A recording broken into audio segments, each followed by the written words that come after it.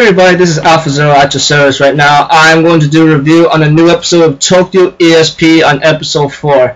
Now, I gotta say, this episode was really good and it had its touching moments for me at the end right there. But at the same time, I want to ask you to ask all manga readers, since I know this is made into a manga, a light novel, I don't know what it is. Was this rushed a bit? I'm just asking you right now, was this rushed? Like, right now, like, it's kind of like, confusing me a bit to see like these things going on right now, you know. To me, I think I felt a little bit rushed around here. I mean, all this information is pouring down into my head right now that's going to be very important to like I want to connect to and I want to talk about right now, you know.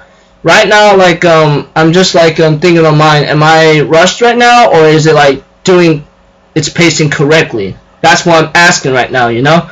But I'm not so sure, which is why I'm asking you. Comment below if anything. Alright, let's get this started. At the beginning, we have Rinka coming in and surpassing all those bullets fired at her, and then she beats up all those bad guys with using those 2 batons she has or something. Except that fighting style is Kali, I believe. Yeah, I think it's Kali. And overall, like Azuma comes in and says, "Where'd you learn that style?" You know, and then Rinka explains it to him, you know, and that right there was really interesting. And right now, they end up meeting with what's his name, the thief that has the invisibility, except like she's known to be the Black Fist, you know. Well, if any words, her real name is Kuroi Kobushi or Kuroi. She says, "You want the girl? She's over there, Murasaki. That's the girl." And she steals a shell right there she has with the golden fish and disappears, you know. And they go to the back.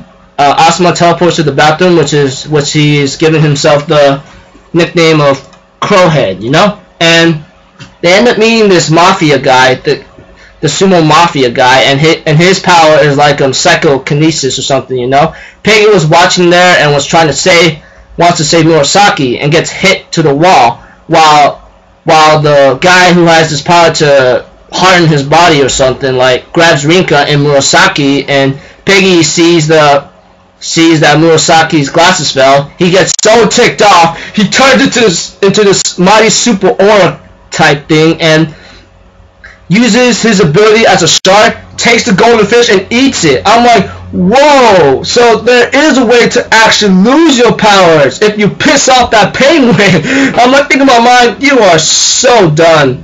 And the sumo guy is gonna go after Peggy, you know, but Asuma teleports him out, and you see here Kuroi ends up being rescued by Rinka's father by the samurai guy in the cosplay, you know. And later on, it's like, whoa, dude, it's like crazy shit going down, you know. And she gets beaten up, but Rinka's father comes in and says, you deal with me first, you know. And he uses his magnet powers, or something with telekinesis whatsoever, slams a car in his head, but realizes that didn't stop him. Says, "Oh, I gotta take this seriously." And I'm thinking in my mind, you gotta take this seriously. Don't think that it's a joke or underestimating a person, you know, because that's what we all do. And where does it lead us to? Like, lead us to our downfall. Seriously. And later, after that, we see that Asuma comes out of nowhere with the sumo guy, and Rika uses her technique or move, I should say, like side kick or something, boom boom, and it was hilarious, and beats down the sumo guy. Therefore, the person who had the golden fish, you know, comes out of nowhere and ends up using some kind of ability that involves a giant looking like lion thing. I don't even know what it is, and uses snakes and takes back the shell that Blackfish had, Kuroi Kabushi, the redhead girl. And that person warns Crow, which is Asuma Kyotaru. He tells him, well, I thought it was a he, you know, and later on reveals his identity. Well, I don't know why I'm still using he. It was Minami. It was a person that Asuma knows. It was Minami, and I realized. And later on, he says, "What are you doing?" She warns him, like, "You get in my way again, I'm gonna rip you to shreds," and disappears. And later on, Asuma goes down thinking in his mind, why the hell are you doing this? Later on, Rinka, Kuroi, and Peggy comes to a certain house and the guy says, well, y'all and Rinka's father could stay at the house or something, that kind of thing. And Rinka's father comes in and tells Rinka, like, hey, I just found some information about Asuma, you know, that kind of thing. And she realizes his backstory, that he lost his parents overseas. And I'm going, holy shit, that's gotta hurt right there. Was this rushed a bit? Just asking, you know. And then some more information coming down later on that time, seeing how things are going. Asuma's just walking around, and then we have the evil Human Torch guy, which I've forgotten his damn name, trying to interrogate Asuma by threatening an innocent woman. I'm thinking in my mind, that's low, man. That's damn dirty low. While Rinka comes in, saves Asuma and the woman, knocks the guy out, and Asuma explains his past to Rinka, saying, I knew Minami for a long time, and it shows a past that he lost a good friend, and he's about to be killed, you know. And it really is sad, because seeing how he's grew up in that area, just when I thought things could get any worse before he could die, Minami, that was in that samurai cosplay costume, saves him. And I'm thinking in my mind, whoa, that's how they know each other, and so forth, you know. And later on, yeah. I mean, there's nothing else I could say exactly, you know. And by that time, how am I supposed to say this? Therefore, Asuma also had a past with Rinka, you know. He was getting picked on hecka bad, and I did not realize he was this weak. I never realized he was this physically or mentally weak. Like, he would not fight back even when he's ganged up on, you know. And everyone just walk by just watching, they don't want to get involved. And I'm thinking in my mind, that is so fucked up, you know. That's what we sometimes see in the world that's related right here, you know. Like, we just walk by, just watch, you know. Oh, look at this guy, he's getting his ass whooped or something. Yeah, but Rinka doesn't give a shit, comes in, beats up the bad guys that were trying to mug him or something.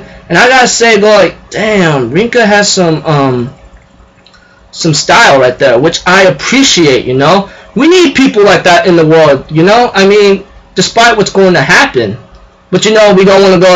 We don't want to involve in this damn business. We don't even know what the hell's going on, you know, that kind of thing. But you know, like, yeah. And Asuma calls Rinka a hero, and I'm thinking in my mind, are you really that childish right now? But it's him, you know. I can't do anything about it because we don't really know what it's really like for him, you know. But you know, overall, when it came to these kinds of parts, it really touched me a lot. Even Kuroi tries to grab background information for Asuma, but it's no use. But Asuma explains, like, to Rinka, like, Minami was like his family, his only family. And when she left, she cried or something. I don't know why Minami's doing this, but you know, I hope we can find that out soon. But some reason, yeah. As the episode continues to progress and continue, you know, I mean, everything about it seems to flow well for me at a certain point. And later, we have, like, Murasaki and her father talking to Asuma and Rinka, and Murasaki says she's going to leave the house, you know, that kind of thing. And she lives with Asuma and Rinka, you know, and the other people, and that was pretty rare. And her father comes in and gives her stuff and gives her her mother's ring, which is really touching. And you know, like, even Kuroi asked Rinka's father, if I were your daughter, will you treasure me? And she said, of course, if you were my daughter, I would treasure you with all my heart and have no regrets. And I go like, yeah, dude, that's a cool father right there to even have. And when I saw the past of Murasaki and so forth, oh my gosh, when I hear that her mother died when she was born, that tore me apart, man. That really tore me apart. And Kuroi says she did not even know her parents, you know. And I go like, whoa, raised by her grandma all by herself, you know. But when I saw that past of Murasaki, I think I wanted to let the tears flow right there, dude. I'm like thinking in my mind, she never knew her mother, but when I'm just looking at that thing, I'm like, oh my gosh. So this is like, you know, like, pretty cool, but very, very touching. Later on, it gets ruined by some guy that we see in episode 1 and 2. He says, seeing how you got these, let's probably do some negotiations. I don't know who that guy is, but he might be a following up villain coming up soon. And I'm thinking in my mind, thanks a lot, man. You just spoiled the move when Rinka like hugs Murasaki and comforts her. Thanks a lot. The guy, and the way I see it, the way the guy introduces himself and entered was pretty okay, you know. I mean, he uses this kind of bubbly liquefied blood thing, whatever, but it seems really interesting. Yeah, I really love this episode very much, but at the same point, I need to ask you, was this rushed a bit? I'm not even sure, like, if this was done correctly. Like, was it supposed to be like that? Like, I don't really know myself, you know.